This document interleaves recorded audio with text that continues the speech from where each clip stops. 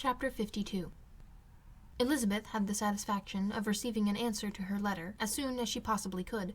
She was no sooner in possession of it than, hurrying into the little copse where she was least likely to be interrupted, she sat down on one of the benches and prepared to be happy, for the length of the letter convinced her that it did not contain a denial.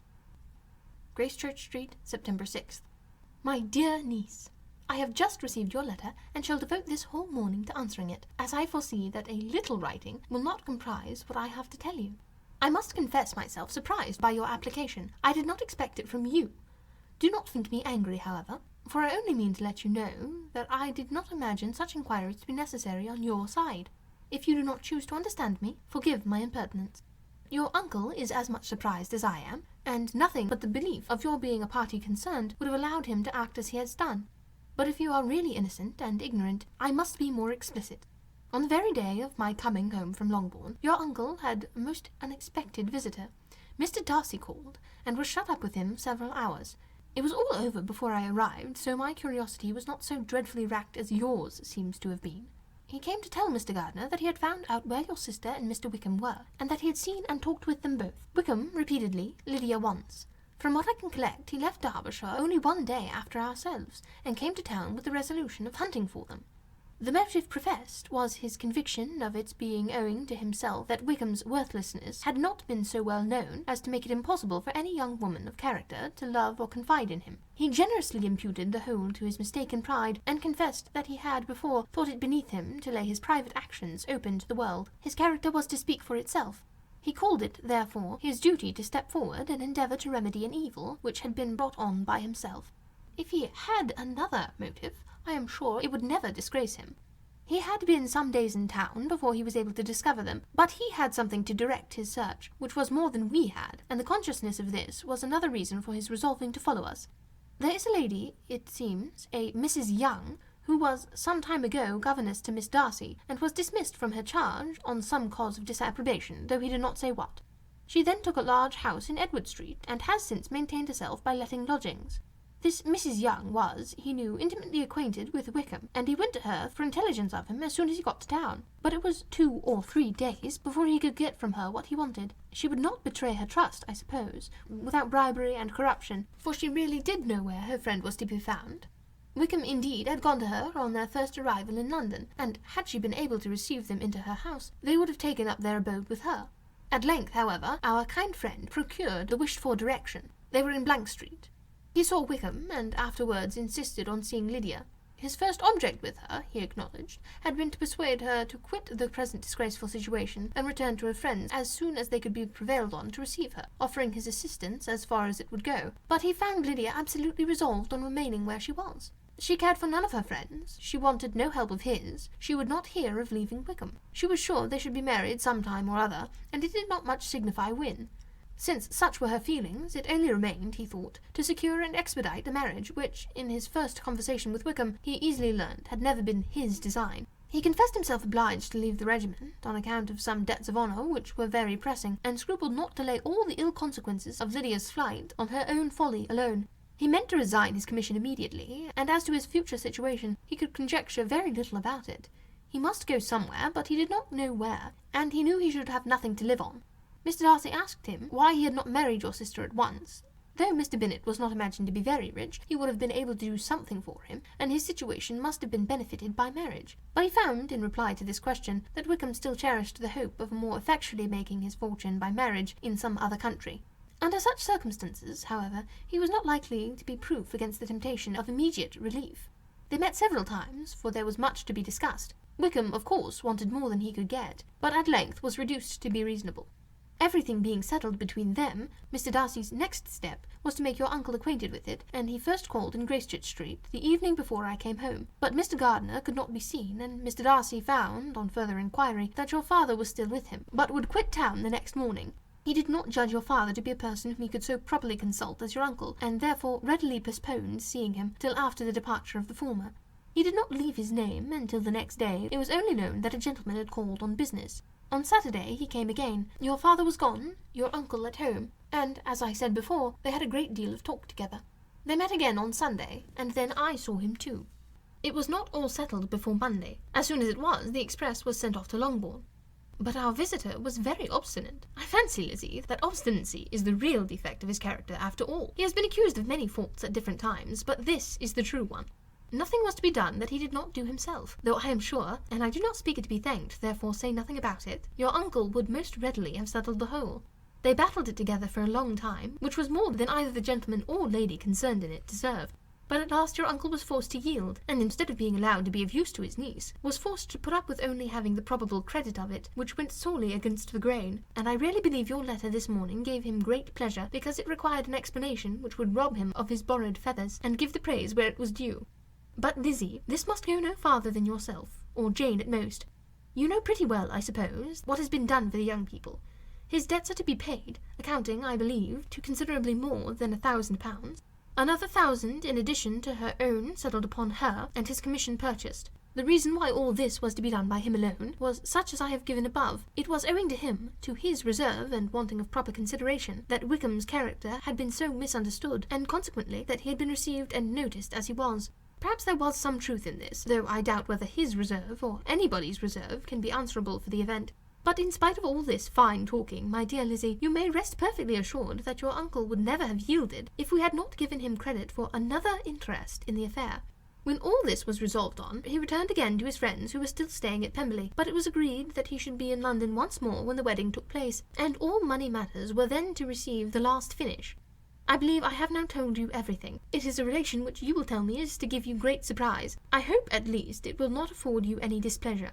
Lydia came to us, and Wickham had constant admission to the house. He was exactly what he had been when I knew him in Hertfordshire, but I would not tell you how little I was satisfied with her behaviour while she stayed with us, if I had not perceived, by Jane's letter last Wednesday, that her conduct on coming home was exactly of a piece with it, and therefore what I now tell you can give you no fresh pain. I talked to her repeatedly in the most serious manner, representing to her all the wickedness of what she had done, and all the unhappiness she had brought on her family.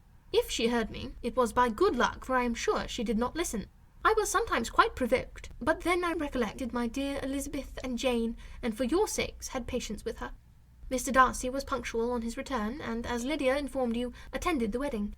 He dined with us the next day, and was to leave town again on Wednesday or Thursday. Will you be very angry with me, my dear Lizzie, if I take this opportunity of saying, what I was never bold enough to say before, how much I like him? His behaviour to us has, in every respect, been as pleasing as when we were in Derbyshire. His understanding and opinions all please me. He wants nothing but a little more liveliness, and that, if he married prudently, his wife may teach him. I think him very sly. He hardly ever mentioned your name, but slyness seems the fashion. Pray forgive me if I have been very presuming, or at least do not punish me so far as to exclude me from P. I shall never be quite happy till I have been all round the park. A low phaeton with a nice little pair of ponies would be the very thing. But I must write no more. The children have been wanting me this half hour. Yours very sincerely, M. Gardiner.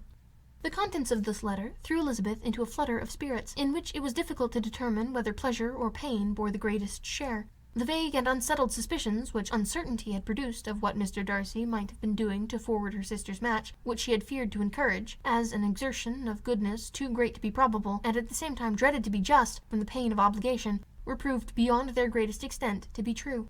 He had followed them purposely to town. He had taken on himself all the trouble and mortification attendant on such a research, in which supplication had been necessary to a woman whom he must abominate and despise.